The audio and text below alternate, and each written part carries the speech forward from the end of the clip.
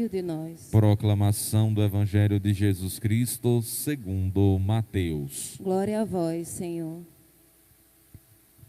Depois que a multidão comera até saciar-se, Jesus mandou que os discípulos entrassem na barca e seguissem à sua frente para o outro lado do mar, enquanto ele despediria as multidões. Depois de despedi-las, Jesus subiu ao monte para orar a sós. A noite chegou e Jesus continuava ali sozinho.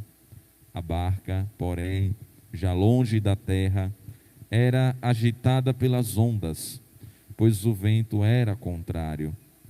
Pelas 3 horas da manhã, Jesus veio até os discípulos andando sobre o mar. Quando os discípulos o avistaram, andando sobre o mar, ficaram apavorados e disseram: "É um fantasma", e gritaram de medo. Jesus, porém, logo lhes disse: "Coragem, sou eu, não tenhais medo." Então Pedro lhe disse: "Senhor, se és tu, manda-me ir ao teu encontro, caminhando sobre a água." E Jesus respondeu: "Vem." Pedro desceu da barca e começou a andar sobre a água em direção a Jesus. Mas quando sentiu o vento, ficou com medo e, começando a afundar, gritou: "Senhor, salva-me!" Jesus logo estendeu a mão, segurou Pedro e lhe disse: "Homem fraco na fé, por que duvidaste?" Assim que subiram na barca, o vento se acalmou. Os que estavam na barca prostraram-se diante dele, dizendo: "Verdadeiramente, tu és o Filho de Deus." Após a travessia, desembarcaram em Genezaré. Os habitantes daquele lugar reconheceram Jesus e espalharam a notícia por toda a região. Então levaram a ele todos os doentes e pediam que pudessem ao menos tocar a barra de sua veste. E todos os que a tocaram ficaram curados. Palavra da salvação. Glória a vós, Senhor.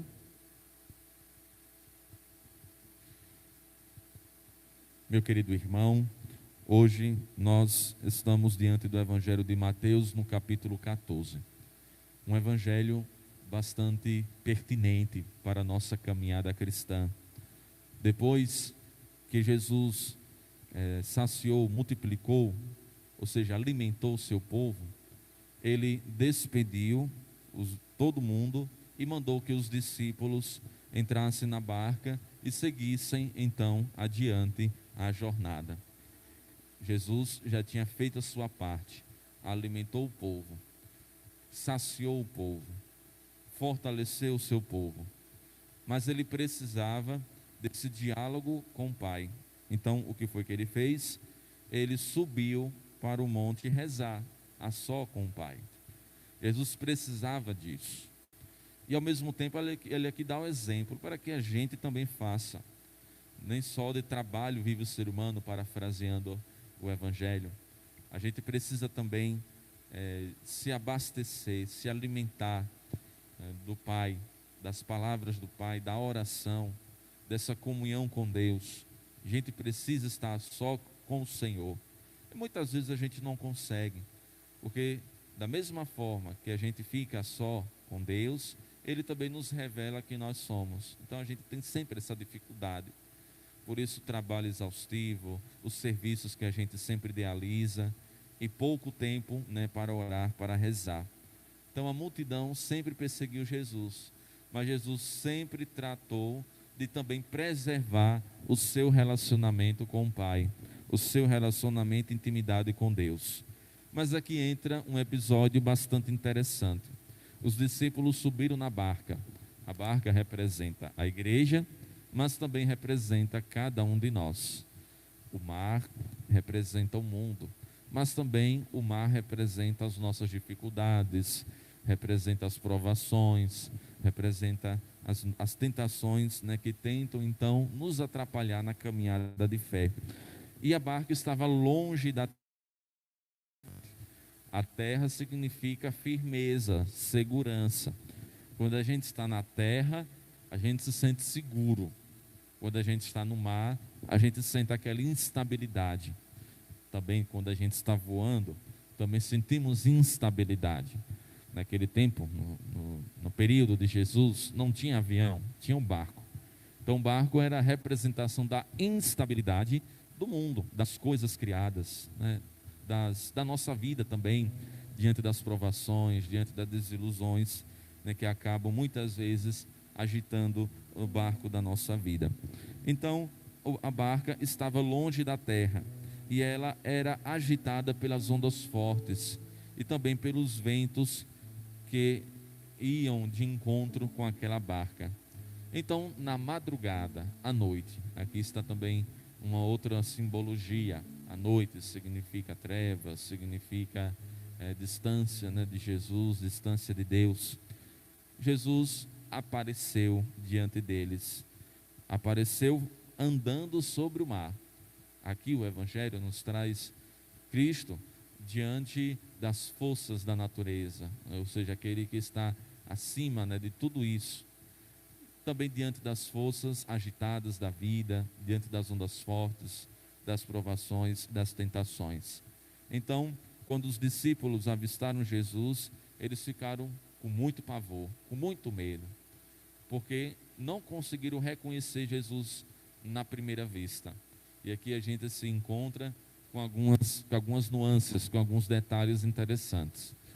Primeiro, esse texto do Evangelho deseja salientar a importância da escuta diante daquilo que a gente vê.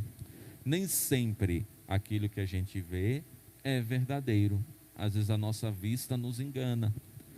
E a fé entra geralmente pelos ouvidos. Entra pelos ouvidos para se chegar ao coração.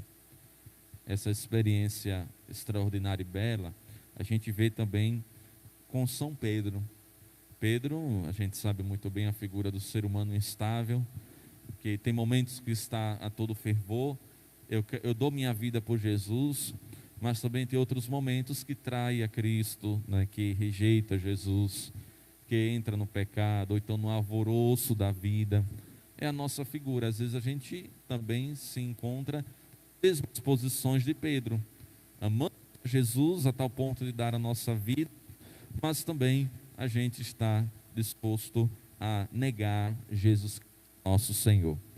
Então, os discípulos se apavoraram quando viram aquela visão e então começaram a dizer: é um fantasma.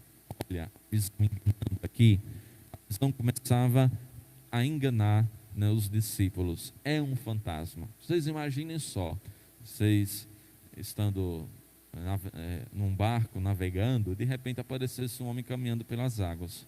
Com certeza a gente ia ficar apavorado, né? É uma visão, é uma miragem. O que é isso? Eu estou doido, né? Até a minha mente está me enganando. É um fantasma. Senhor, me acuda, né? O que é isso? Minha Nossa Senhora. A gente era o primeiro a se esconder ou a dar no pé, né? No mínimo, era o primeiro, nós éramos os primeiros a dar no pé. Mas então Jesus começa a falar palavras de encorajamento.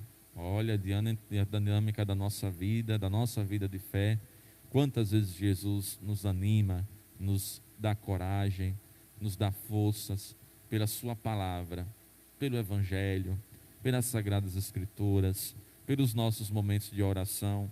Então no versículo 27, ele começa a dizer: coragem, sou eu, não tenhais medo.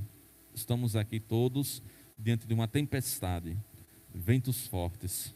Todos nós já assistimos alguma cena como essa em algum filme, em algum vídeo, ou já presenciamos já em alto mar. Não sei quem já fez essa experiência de navegar, mas diante disso a gente fica apavorados, a nossa visão fica embaçada, a gente fica com o coração batendo. Meu Deus, vamos afundar.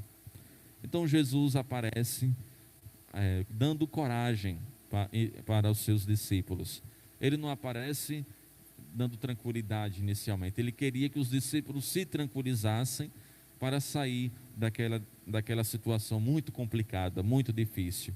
Então ele fala, ele repete, ele diz: coragem, sou eu, não tenhais medo, não fiquem com medo, não fiquem amedrontados. Jesus fala a todos nós, diante das vicissitudes da nossa vida, diante das situações que a gente passa, né, das provações, das situações: coragem, sou eu, não tenhais medo.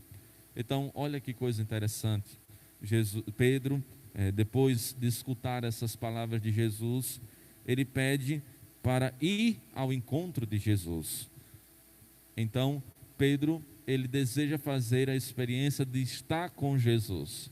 Ele poderia pedir: Jesus, vem aqui, nos ajude, suba aqui no barco, acalma essa tempestade, tira a gente daqui. Mas o que foi que Pedro pediu a Jesus?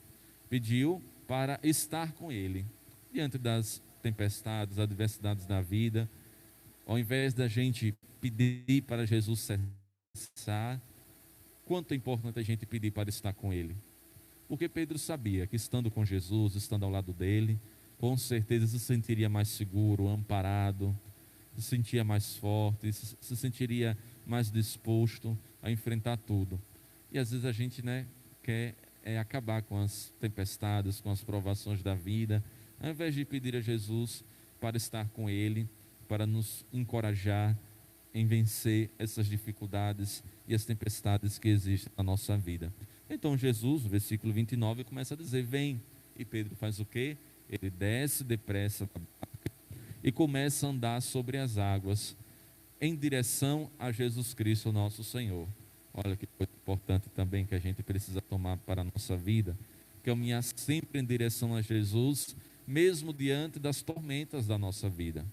Olha, às vezes diante das provações, a gente quer andar no sentido contrário, a gente quer se afastar cada vez mais de Cristo, a gente fica indignado, a gente fica com raiva, a gente fica revoltado, e a gente quer então se distanciar da presença de Jesus. Diante das tormentas, das dificuldades, aí é que a gente deve andar ainda mais forte em direção a Jesus, confiando nele, que tudo vai dar certo, que tudo vai se acalmar, que tudo vai passar, e que depois da tempestade vem sempre a bonança, vem sempre a calmaria. Então, quando Pedro sentiu o vento, ficou com medo, começou então a gritar: Senhor, salva-me, Senhor, me liberte, Senhor, me tire daqui. Então, quando a gente se sente mesmo acometidos, pelos ventos fortes da vida, quando a gente começa a sentir na pele as dificuldades, aí entra o desespero. Então, diante do desespero, a gente sempre tem uma mão amiga, a gente sempre tem a mão providente do Senhor, diante das pessoas, diante dos nossos momentos de crise, de oração. Nosso Senhor sempre estende a nossa mão, e então faz essa grande experiência de fé. Homem fraco na fé, por que você duvidastes? Jesus sempre fala para nós: pessoa fraca na fé, por que você sempre duvida? E então, assim que os dois subiram na barca, o vento se acalmou, e os que estavam na barca se prostraram, reconheceram essa imensa dignidade de Jesus Cristo como Deus, como Senhor, como aquele que é capaz de nos tirar das nossas provações e das adversidades da vida. E o quanto é importante a presença de Jesus na nossa barca, para sempre nos dar essa experiência de fé, sempre essa experiência de coragem, sempre essa experiência de vida nova. Então, que todos nós possamos então, diante das tempestades da vida, sempre suplicar a presença de Cristo, ouvir a voz de nosso Senhor, que sempre nos encoraja, que sempre nos diz: coragem, sou eu, não tenhais medo. Glória ao Pai, ao Filho e ao Espírito Santo, como era no princípio, agora e